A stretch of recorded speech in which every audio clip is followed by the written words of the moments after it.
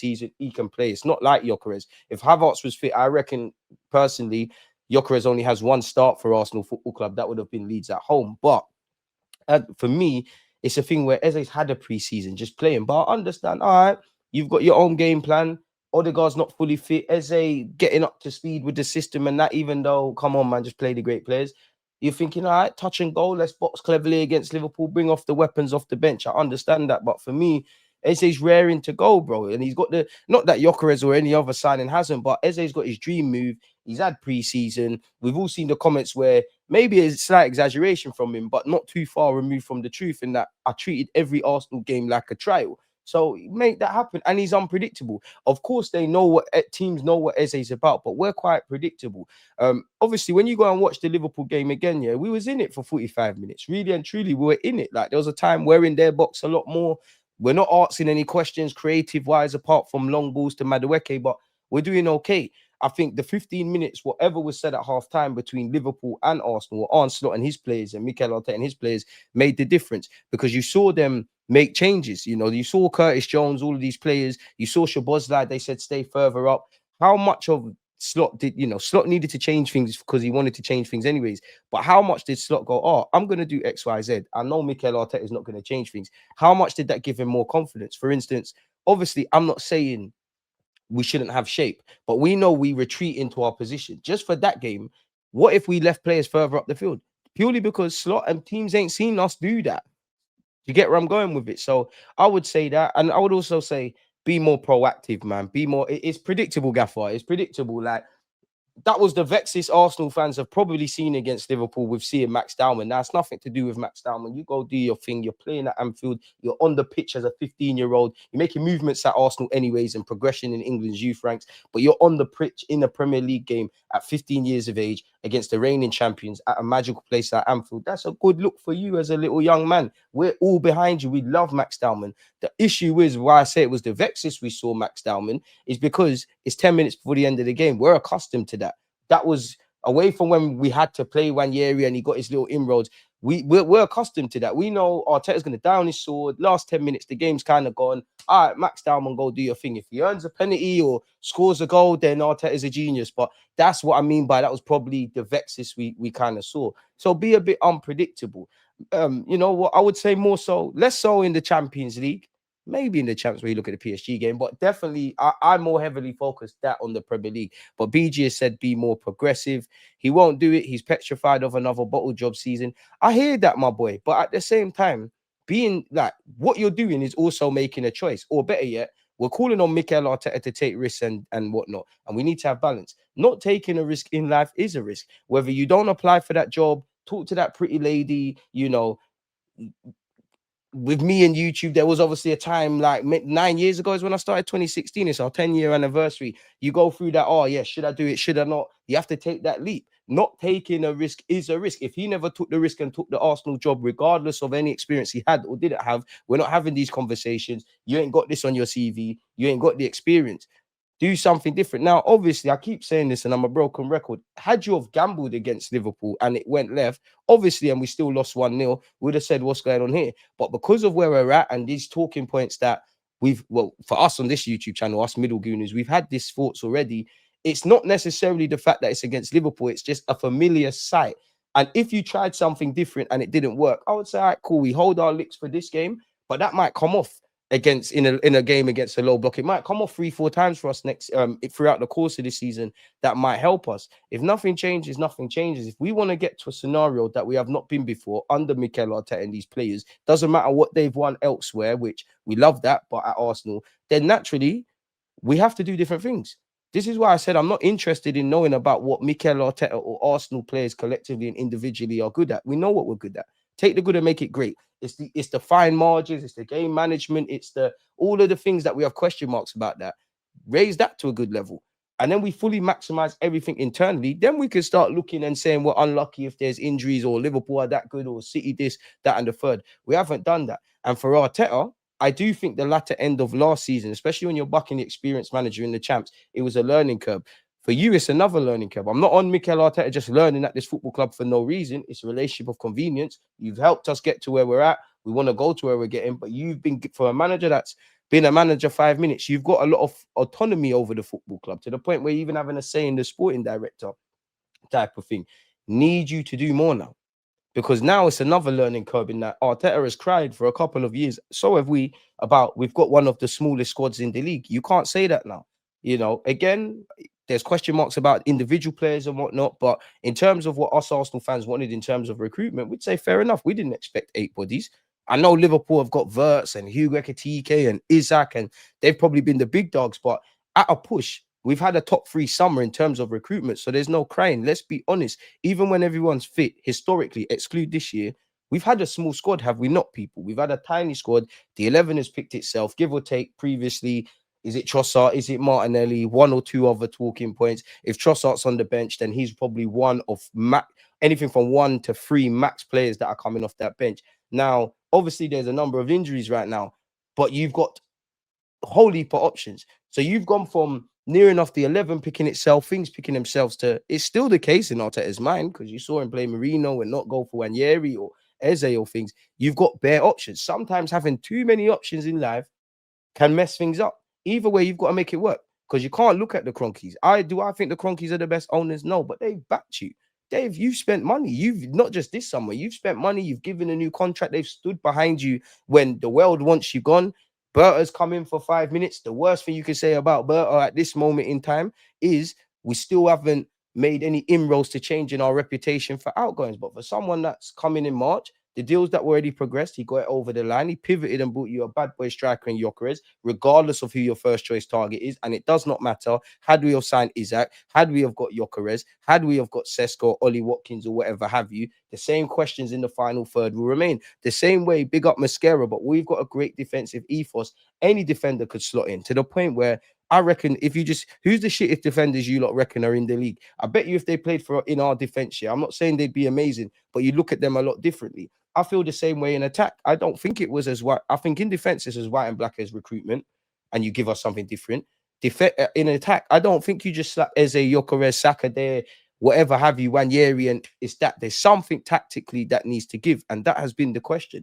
I do think you're at the point, Arteta, you can fix your own mess, you can fix your own issues. There's no, oh my God, these lot are spending this much or no one's back me.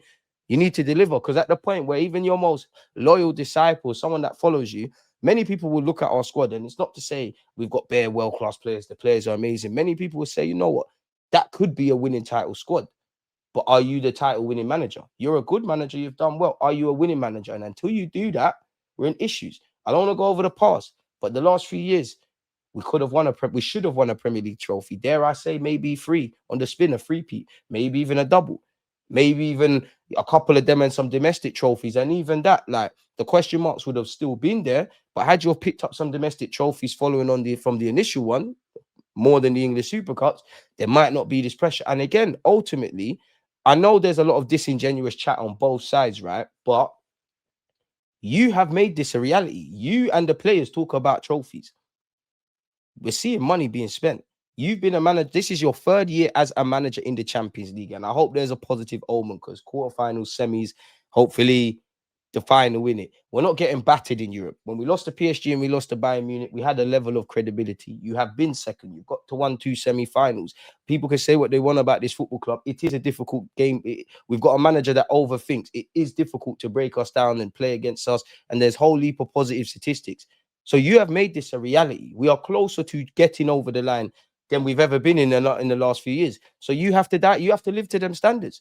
Pressure's a privilege, whether you're the manager or even the flipping ground staff or Frimmy, who's a content creator. Bro, this is a massive club. This club is beautiful, If you can't hack the pressure, you have to come out, dog. Like, simple as that. Stop throwing your players under the bus. To be fair, when did he do that? Because that's news to me. Nems, appreciate you. Smash the likes. He can't do it. He needs a new challenge. I recommend Marbella FC. Flip it out. Trust the players. Be brave. Pick one. Any more? If you have one piece of advice to give Mikel Arteta, what is it? Somebody said leave. Don't keep running that. Definitely the season before last, DG. It was in our hands and we had butterfingers. Out of the 3 years that we fought for the title, last year, come on, man. You lot were getting on to me. I was vexed from the summer. I said, listen, this is either going to go up several levels or down 10 levels. The first year, I didn't really believe in it, but it was a great shock to the system. of the 3 years, the middle season. So I think that would have been the year that we lost it on the last day of the year. That one there, I was like, okay, like that was the hardest pill to swallow, just because of the run towards the end of the season. And big up Kai Havertz for that one as well. That was when I was like, oh. And that's the thing, man. We keep doing like, I know the person who tweeted it was disingenuous, yeah, but I see somebody tweet like everything around Mikel Arteta, it's if. Like the sentence always starts with ifs. We've gone past the ifs and buts. Can you do it or not? Now, do I think the club are going to clip Mikel Arteta if he doesn't win a trophy? Do I feel, not saying you need to sack him and that, but think about it. If you want to be a winning club and you're thinking, right, you know what? We've backed him all the way. There's no malice. He's rebuilt the thing. He might not be the guy to get over the line. We might have to review his position in May. Do you not start from now, putting on a list of people, just saying random names, Cesc Fabregas, Areola, Xabi Alonso, Luis Enrique? You're putting Carlo, Jose, if some of you want it. Do you not indirectly put the feelers out now? Now, granted, I'm not going to be exposed to that, but until this guy gets over the line, everything needs to be on the table. There is rhetoric with, I don't really buy it, but what some fans saying that, he's got us, look where we was, which is true, but we can't keep looking back in time. The next manager might be worse. That's all fine and dandy, really and truly. But it's like, for some of your girls, I'm obviously a guy. What if I'm in a relationship and I'm not happy? I'm not going to leave that because I'm going to think about the good times we had. It don't make sense. If it don't work, you try again. If Eze don't bang, you need to buy another multifunctional attacker. If your players don't bang, you need to find another striker. This is the reality. We're pursuing that task, and we need to do everything to get over the line. There's been different players, different sporting directors. The owners are not going anywhere. It's easier to get rid of a manager than it is 20 odd man in the squad. Everything's on the table. He threw Eze under the bus. Today we have 3, 4, 5 situations inside the box, 1v1. Eze is completely through. Just to finish the action, you have to put the ball in the net if you want to win the game. To be fair, I would have to see the context of what that's said, really, like what he's referring to. He is right. Eze probably could have scored. I think he was looking for a penalty. My issue is, when did Eze come on? 60 odd minutes, 70 odd? I can't remember at this moment in time. So I'll go on for the other remaining minutes of the game. Because how many times? Listen, it's Liverpool. If you lose to Liverpool, there's no shame. But if you're playing the Premier League champions, let it be Salah's dance past everyone has smashed it in. Verts has shown why he was bought for 100 odd million. Van Dijk's put a defensive masterclass on. Alisson has shown why he's a world-class keeper. You say, fair enough. How much times did you work the keeper? It's disingenuous, if I'm completely honest with you. Couple of balls knocked over the top from Raya to Madueke. Good little battle with Kirkes. He didn't do much. And even cool, Eze should have done better. But well gone for the others. I'm not being funny, bro. P's have been spent in this attack. Even the guys that are not there. Of course, I'm being disingenuous. But we all would probably admit, yeah, that we're probably a lot more comfortable with Merino and Kai Havertz up front than either of those parties in midfield, right? So let's call them strikers. How much was Merino? 30, 40 million. Kai was 65. Odegaard cost 30 odd million quid. Eze set you back 65 odd. Gyökeres is 50 odd. We might have got Saka for free, but that's easily a 100 odd million pound player. Madueke is 50 odd. You spent P's on the attack. Attack shouldn't be an issue. You've done the hard part. If anything, defending from the start to finish, game management, all of the that goes into a defensive ethos, all of that is more difficult than the attack.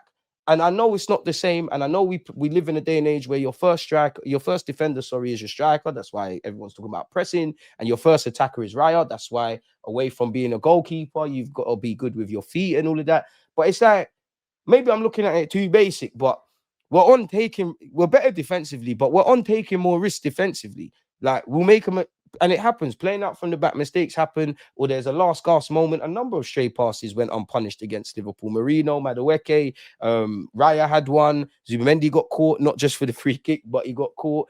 It's like we take more risks in the defense, where it obviously is going to be more costly. There's not really any risks up front. You can go Harrods and buy all the designers you want. If you don't have no style and you don't know how to wear it, it's going to look dead. And I must admit, Arsenal fans, we're in the gutter, man, because I can't be the only one. Just seeing Eze drop his shoulder, I was like, bro, we've been deprived of this, We've actually been deprived of this. He did what he did on Sunday and played Havertz in midfield. And that's where he needs to pivot, because if Havertz played, he would have played Havertz in the Merino role. But maybe looking back, he should have went, you know what? Merino can't do it to the Havertz standard. Let me try the Eze thing or the 1 year. It might not have worked, but I think many of us fair Arsenal fans are at the point where we just want to see different. And it's a bit weird because ironically, it's the same team. Do you remember the game at the Emirates last season with Liverpool Arsenal, where we was in a different scenario, but we us Arsenal fans, we still had that talking point about being conservative and not going for it. And we was very we was doing our thing in the game, but we was very risk averse. And the one time, I don't know why it stays with me. I don't know why Salah's goal against us at the Emirates and us bottling a 2-goal lead against Aston Villa. I don't know why I can't shake them out of my head, but everyone was talking about taking risks. One time we gambled left, and we did get shagged off a goal in the game, but we gambled. We left players high up the field. What happened? Trent cut us open. Think he found Darwin Núñez, and then bang. So it's a game of fine margins and small margins. As we Arsenal fans, we've heard a million times our gaffer say that. But my issue is, it's not even the fact that it's small and fine margins. Cool, I understand that. That's what makes and breaks things. But we're never or very rarely on the right side of them. We talked about fine margins against PSG. We weren't on the right side. Them man were off to the final at the time and they went and won it. Arteta's talking about we're the best team in Europe. He said nobody's made Liverpool suffer at Anfield like that, which there is true elements of the last few years. We've done we lost at Anfield. We still not won, but of the last 3 years, 4 now, including this, we've done a lot better at Anfield. But that was the one time, and maybe in hindsight, we played Liverpool at the right moment, early in the season, all of that kind of stuff. Liverpool looked the most beatable of the last 3 trips, I think, from going to Anfield. And our performances when we've drawn have been a lot better. Leaves a lot to desire, but that's a big L, man. Now, what I would say is, you know what? 2026, we go again, Liverpool in it. Like, we ain't beating you there in the league since this guy played for our club. We go again. What I would say to Arsenal and Mikel Arteta, you need to, cool. I wanted to win at Anfield. You couldn't give me that. I need you to win at the Etihad now, man, because get those monkeys off your back, man. And Arteta, I know it's not just the midfield, and I'm being very basic in my analysis, but I'm sure, and I could be wrong, I stand corrected. Newcastle away, Bournemouth away, and now Liverpool this season away. You've gone, Partey was there, Zubamendi obviously wasn't, but you've gone with that midfield and it has not banged. Stop doing it now. I'm not saying in-game you can't do that. I'm not saying there's not a scenario where it bangs, but go off script now. Go off script, because as much as I like the fact that you plan for the opposition and this one's going to move here and that, and you're predicting and doing analysis, I don't want that to go from you. There is an element of unpredictability in football. Fundamentally, that's why we all love football. We think whether you support Arsenal, Liverpool, Man United, Portsmouth, there's those moments that, the Bergkamp goal or Declan Rice's free kicks, that's why we love football. That weren't on the bingo cards. Szoboszlai weren't on the bingo cards. But what could have been on the bingo, and that's why I've said in my analysis of the game, and I'm sounding like a broken record.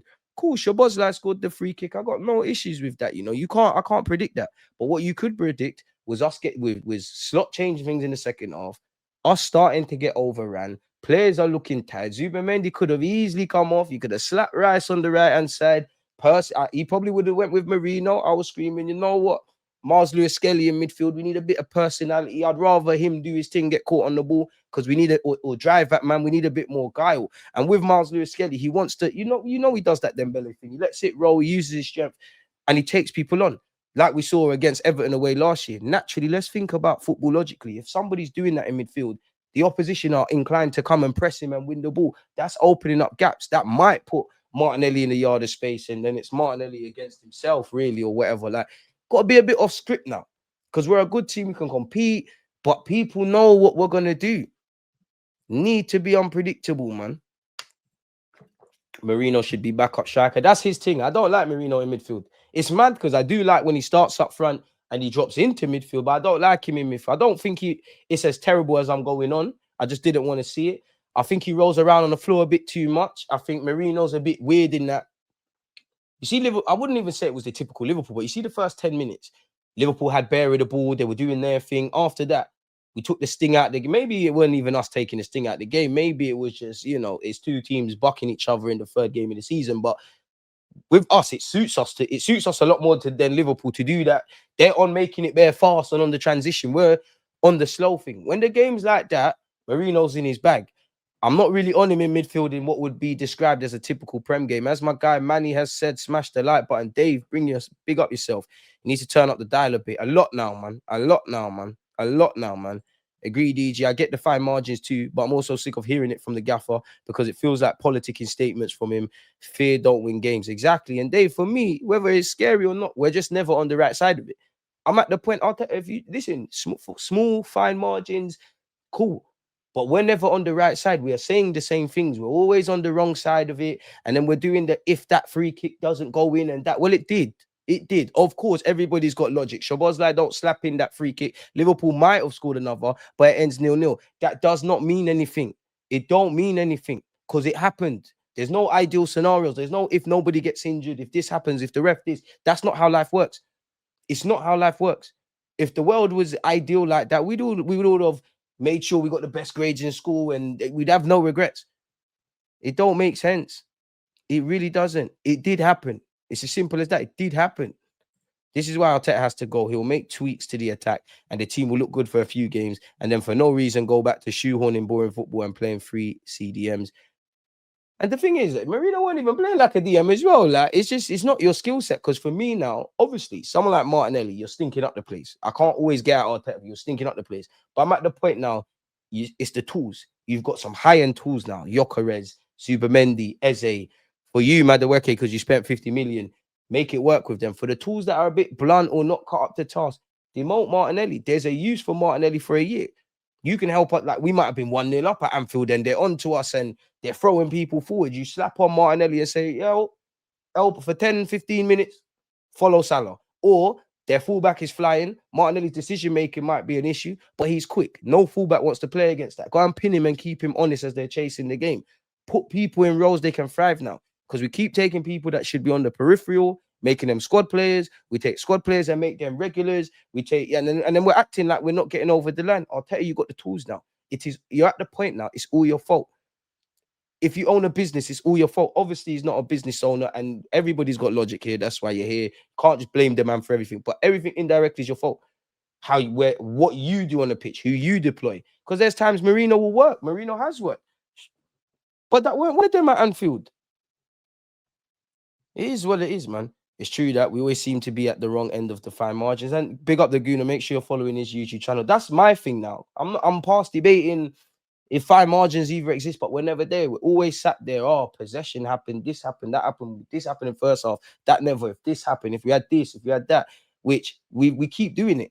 And unfortunately, the Liverpool game, the post-game comments, because we've said we've got a running joke on this platform. You're a mod, you know. How many times have we seen certain statements? Yeah. And if you didn't know, for example, like anything that came up against Liverpool, if you didn't know we played Liverpool, you could take that paragraph and it could apply to bare games. That's why I think the truth is in the middle. I do think a lot of Arsenal fans are doing too much. 3 games, we're throwing the toys out the pram. But I understand it's pent-up frustrations because you can see a theme developing and things of that ilk. Equally, I do think some that are urging caution, like ridiculously, calm down, calm down, calm down, it's because they don't want to see what could potentially be something. Reality is we've got an near enough impossible task against a juggernaut of a Liverpool side where they believe in their manager, they believe in their players. I would say for a large section of us Arsenal fans, it's not even that you don't believe in Mikel Arteta. You believe a lot in the players. You're just asking your manager, are you going to get the best out of them? You've got the tools. Can you do it? That's where we're at now. We're live. We're live. We're live. Somebody said we're live. Eze definitely brings something we need and haven't had. It's true, but then surely Eze's got to be a star. You spent bread, bro, and he's better than what we've got. But like, there is logic. Is he going to be? I know his heat map shows him on the left, but is he going to be the long-term left winger? If he's going to play into a 10, are you prepared to drop Odegaard? Really, like, I want to lay off Odegaard a bit. If Odegaard's form's amazing, great. Maybe you want Eze in midfield and you want Odegaard. So what does that mean for a Zubimendi and a Rice? Do you drop one out? Does one play as a 6? Do you tweak things like if you play 1 6 and 2 8s is in the game? Do you then bring on subs? You've got the tools, bro. You have to make it work. That Villa game still haunts me to this day. Liverpool dropped points. We were in a great position with 7 games to go to win the league. Best performing team in the league at that time. And that's the thing. Liverpool will drop points. Their manager knows it. Everybody, their players know it. Liverpool have, compared to everyone, been amazing. They got 9 points from 9, and they've got gears to go up. And they're not in full flow yet. And it's nasty, quite frankly, what they could actually do. Because you've got Hugo Ekitike, you got Isak, you got Salah, you got Wirtz, Frimpong. Between Frimpong, if you're not up there for assists with Isak, Hugo, Cody Gakpo, and Salah, something's wrong. But it's one thing them dropping points, which they won't drop too many. You need to be there to exploit. because now you're chasing a deficit immediately. It would have been nice to beat them, but now it meet like, okay, cool. First defeat against the top 6 in 2 years. Cool. We ain't won at Liverpool too many times. While I think it was the best time and we were bullish, and maybe that's a degree of why we're feeling this way, because we thought, you know what, it's time to puff out chest. It's all right. But for me now, all right, it is what it is. Now we need to be great against the top 6, because admittedly, when we lost to Liverpool, it's not going to make sense, but it made me think of Chelsea away. Last 2 seasons, we've gone to Stamford Bridge and drawn. There's been a lot more. And it also made me think, all right, when we're playing these teams, because we all know one of our kryptonites is the low blocks. You need to make now because you dropped those 3 points against Liverpool. Now I'm onto you even more. Now I don't want to hear anything, because Nottingham Forest, they are a dangerous team. They're going to hit us on the counter attack. Stubborn bastard of a unit defensively, like you've seen with Nuno Espirito Santo. It's got nothing to do with Edu, but it could be the Edu derby. I'm sure he's on the phone to his gaffer. He wants to get a thing out. We need to win these games. And the saddest thing, I know our first defeat of the season has come away from home, and of the 3 games, we probably looked the best against Leeds, even though I think there's talking points. The Emirates Stadium last season is probably where we was dropping the more points or the frustration is. Now we needed everything to go up the gears even more. Now it therefore has. If we know Arteta is here for at least 1 more year, we don't need to decide if he's going to win trophies or not. We can wait and see. Every Arteta out argument has been heard. No need to repeat. To Gooner, it sounds good, but you know that's just not how us Arsenal fans go down, man. You know yourself the talking point. It is what it is, man. I don't think you're wrong though. Why buy the best available striker on the market and then play him to not be a striker? What is this goofball situation, DG? I'm not gonna lie. Gyökeres has to adapt to our system and the league and the different dynamics from Arsenal to Sporting, and obviously Mikel Arteta. But then you're right. If whatever you say about Gyökeres, he's bagged for Coventry, he's bagged for Sporting, he's bagged for his country. If you don't bag here, I'm onto you, and I'm more onto Mikel Arteta, because I think I've been very consistent in that. As much as we was in transfer season and we got some signings, the less glamorous thing is improving the existing players you've got and finding different solutions. If I thought it was as white and black as you slap these players on the pitch and we're better, great. For what I mean by that is, if you were to buy another defender and you play them in our defense, I'm more looking at the defender. I think it's more your fault, because I think there's a system there. I do think there's an attacking tax at our club, if I'm honest. Even with Martinelli, like Martinelli's got bare things he needs to answer for that I'm not blaming Mikel Arteta for. But you did get a tune out of him. So are you necessarily putting players in conditions they're going to thrive? You're the man on 15 million a year. You're the pro license coach. I actually rate you quite a lot, Mikel Arteta, but I'm not with you to the end. Like, you're going to be here for 20 years and we're not doing what we need to do. Find the solutions, because if we're having these conversations, you must be. So you're choosing, in my opinion, not to do something. Nah, DG, leave Cess out.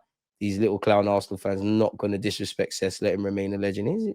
Did they even call Arsenal as a legend? And to be fair, I've seen fans get at Tony Adams, Thierry Henry. What's a Cess Fabregas then, innit? Really, for these lot. He has to play it safe mentality. Teta isn't a winner. I want him to win it, but this is what he is. Bench Eze and play D. Who's D? No Gyökeres service. Bring in Jose or Luis Enrique. I don't want Jose, man. I wouldn't cry if we got Jose, but yeah, man. We definitely had Butterfingers. I agree with BG. Arteta needs a 6-point lock-in harness installed for game day. Let the lads express themselves. You can't. He's standing in the rain and complaining you're wet. Like, that's where we're at with the gaffer. Like, that's where we're at. Because there is a point. There are some Arsenal fans, bro. You could get 99 points. Liverpool win it with 100. People are still going to look at it. And I do think it's harsh, but I don't think it's without validity. If we finish second with 99 points, Liverpool got 100. I understand people if they said, you know what, cut. Because fundamentally, you still didn't get over the line. I get it. It's Xavi time. Put him on the list.